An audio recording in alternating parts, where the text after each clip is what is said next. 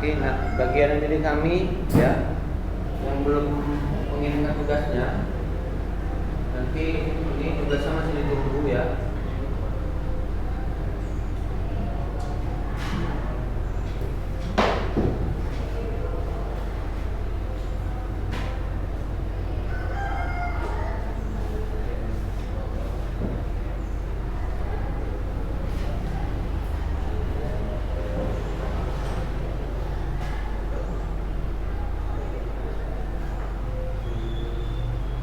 Hari apa kita jumpa lagi?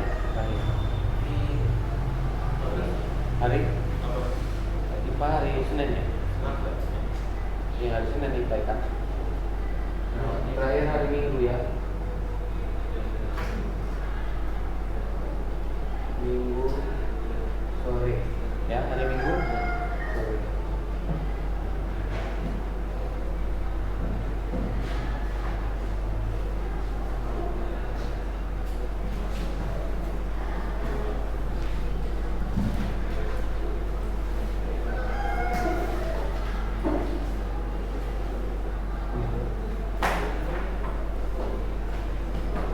Ya.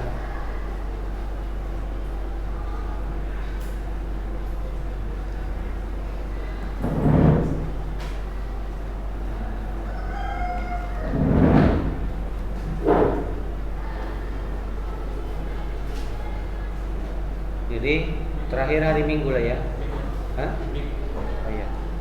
Terakhir hari Minggu jam 6 sore ya. Kirimkan ke WA Ustadz yang tertera di papan tulis.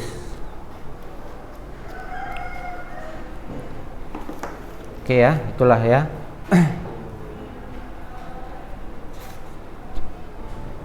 Sumbernya boleh cari di Google, boleh cari di di buku lain juga boleh ya. Itu kan bagian-bagiannya aja kan, cuman kan digambar terus dibuat bagian-bagiannya ya.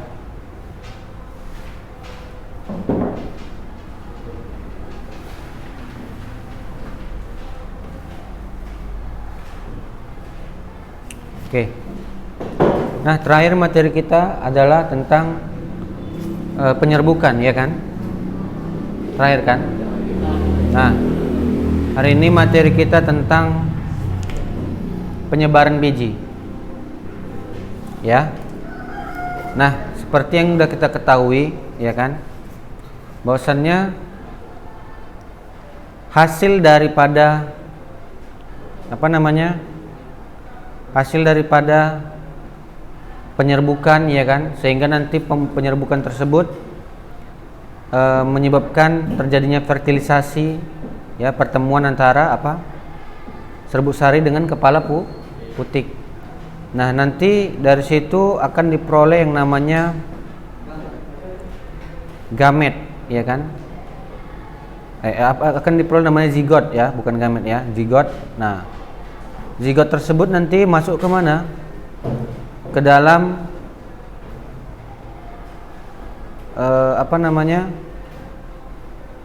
ke dalam biji kan begitu. Nah, jadi ke dalam biji. Nah, jadi biji tersebutlah yang nantinya akan menjadi menjadi sumber untuk tumbuh kan begitu, ya kan? Jadi tumbuhan itu tumbuh karena adanya biji ya. Di halaman 72 ya, coba lihat halaman bukunya, halaman 72. Jadi biji tersebutlah yang nantinya membuat tanaman tersebut menjadi tumbuh kan begitu ya. Jadi kalau misalkan kita mau menanam misalkan rambutan ya, pohon rambutan itu bisa dari biji ya kan. Nah, tapi lama tumbuhnya kan begitu. Lebih cepatnya dari mana? Dari cangkok ya kan. Kalau cangkok kan bisa kita kita kelupas, nanti tumbuh akarnya kan begitu. Lebih cepat dia nanti kalau kita cangkok dari tumbuhan tersebut kan begitu. Karena dia udah punya akar kan begitu. Kalau kita tanam dari biji nanti tentunya lebih lama tumbuhnya, kan begitu. Nah,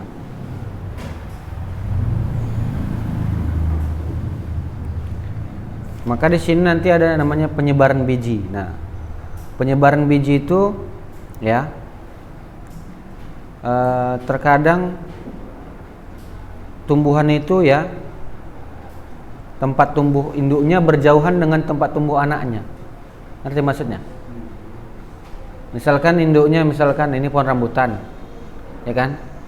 Nah, ini kan dia punya yang namanya biji, ya kan? Ada biji rambutan, kan begitu.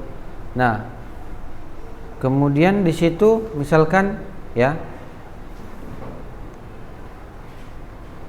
di situ misalkan bijinya itu misalkan udah jatuh misalkan udah dimakan tupai mungkin apanya rambutannya, kemudian jatuh bijinya, kan begitu.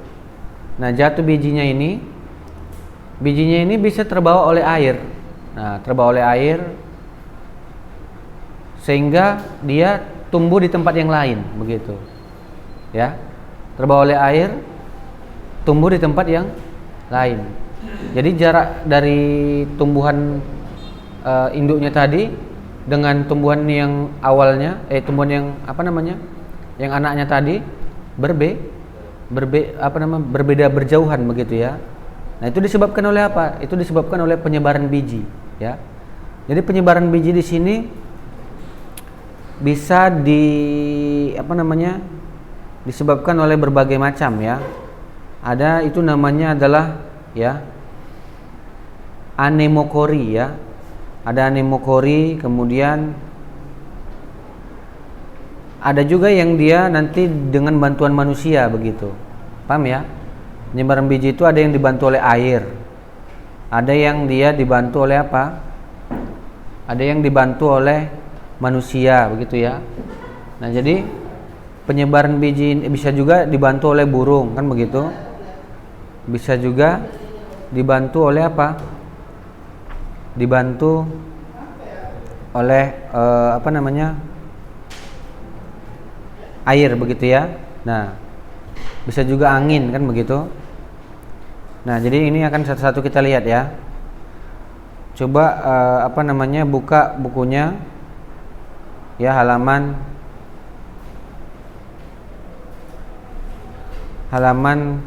74. Nah, di situ ada yang pertama namanya anemokori, ya.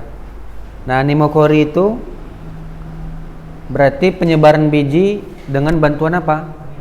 Angin, ya. Nah, ini contohnya pada bunga dandelion, gitu ya katanya ya. Nah, jadi di sini ciri tumbuhan yang penyebaran bijinya penyebarannya dengan cara ini adalah yang bijinya kecil, kan begitu. Kemudian ringan dan bersayap, begitu ya. Contohnya adalah biji bunga dandelion, begitu ya. Nah, jadi bijinya harus ringan, kan begitu. Kemudian kecil. Kalau misalkan besar, otomatis tidak bisa terbawa oleh angin, kan begitu.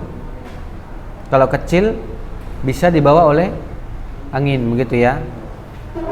Nah, jadi arah geraknya bagaimana? Arah geraknya mengikuti arah gerak angin, begitu ya. Oke. Kemudian ada namanya hidrokori. Hidrokori itu adalah proses penyebaran biji dengan bantuan apa? Air, ya. Nah, jadi di sini contohnya misalkan apa? Kelapa, ya kan? Kelapa itu kalau misalkan dia jatuh, kan begitu. Nah, ini bisa dilihat gambarnya ya, gambar 224, coba lihat gambarnya. Di situ kan ada tumbuh, ya kan? Tumbuh apanya? Tunasnya, ya kan? Nah, tumbuh tunasnya dari kelapa tersebut, begitu. Nah, bisa juga dia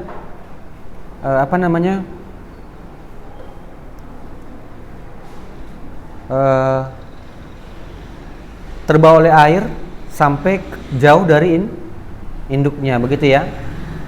Nah, jadi biji kelapa ini tergolong biji tumbuhan yang berukuran besar, ya kan. dapat mencapai ukuran berapa? Diameternya 15 cm.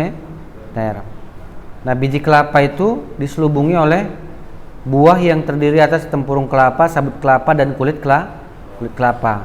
Meskipun ukurannya besar, buah dan biji kelapa dapat mengapung di air dan dapat mengalir mengikuti arus air, begitu ya.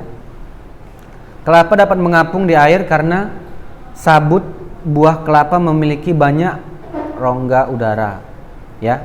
Pada saat berada di air, sabut kelapa memiliki prinsip kerja sebagai pelampung, ya, sehingga kelapa dapat terapung, begitu ya. Nah, berarti hidrokori tadi dengan bantuan apa? Air, begitu ya. Kemudian ada namanya zookori.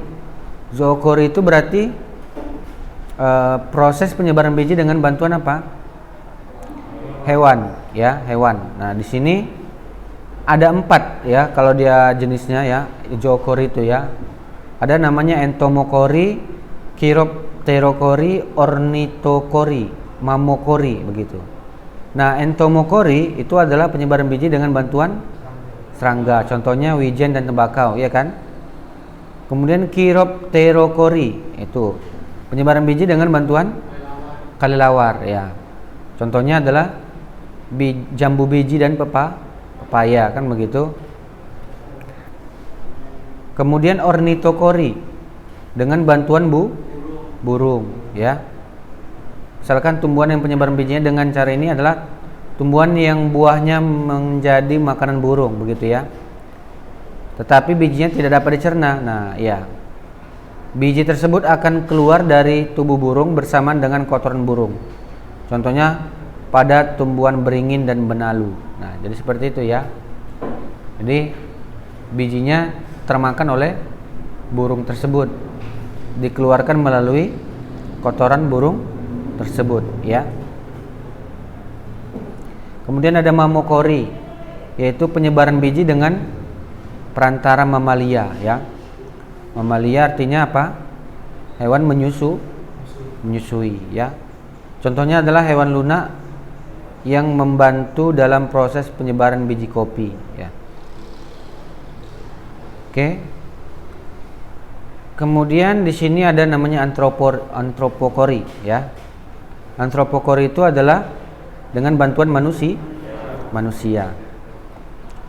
Nah, ini bisa dilakukan secara sengaja maupun tidak sengaja. Penyebaran biji yang secara tidak sengaja dilakukan oleh manusia apabila biji tumbuhan tersebut memiliki struktur yang mudah lekat pada pakaian, ya. Sebagai contohnya adalah rumput. Nah, jadi rumput kalau misalkan terlekat pada pakaian, ya kan, kemudian terbawa oleh manusia ke suatu tempat perpindahan, ya kan, berpindah tempat, kemudian rumput tersebut bisa tumbuh di tempat yang lain, begitu ya. Nah, jadi penyebaran biji dengan sengaja, itu dilakukan terutama pada bidang pertanian, ya.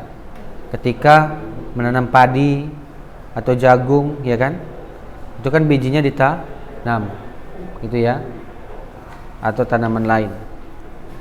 Nah, oke. Nah, itulah dia mengenai, ya, penyebaran biji. Jadi ada namanya anemokori, hidrokori, zookori, antropokori. Nah, kemudian ada namanya perkecambahan. Coba lihat halaman 76. Apa arti perkecambahan? Nah, perkecambahan itu misalkan kita pernah nggak kita misalkan melihat ada biji kedelai gitu.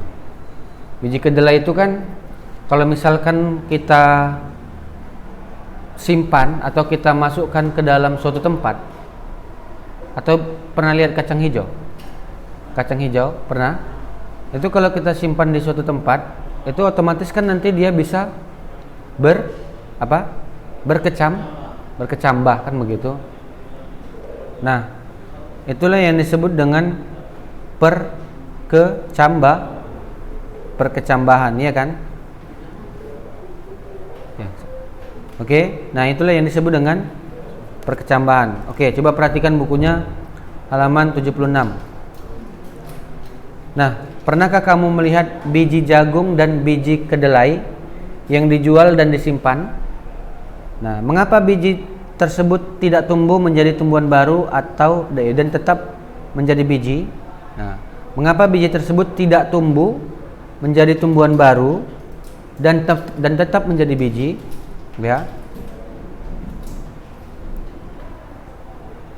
Nah, biji yang masih belum tumbuh merupakan biji yang berada pada keadaan dormansi biji. Ya. Nah, di sini ada namanya keadaan dormansi, ya.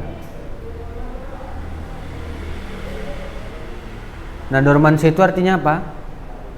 Coba lihat, peristiwa pada saat biji mengalami masa istirahat. Berakhirnya masa dormansi biji adalah ketika biji mulai tumbuh menjadi tumbuhan baru yang disebut dengan tahapan perkecambahan, ya. Lamanya masa dormansi biji setiap jenis tumbuhan berbeda-beda. Masa dormansi biji dapat diakhiri dengan memberi perlakuan yang berbeda-beda. Namun perkecambahan berbagai macam biji dipengaruhi oleh faktor yang hampir sama. Untuk mengetahui faktor-faktor yang mempengaruhi perkecambahan, ayo kita selesaikan aktivitas berikut, ya. Nah, jadi biji itu, ya, kalau misalkan disimpan nggak ada perlakuan apa-apa, itu dia tidak tumbuh. Contohnya misalkan kacang hijau. Kacang hijau itu kalau kita biarkan aja dia nggak diapa-apai, misalkan itu bisa nggak tumbuh dia?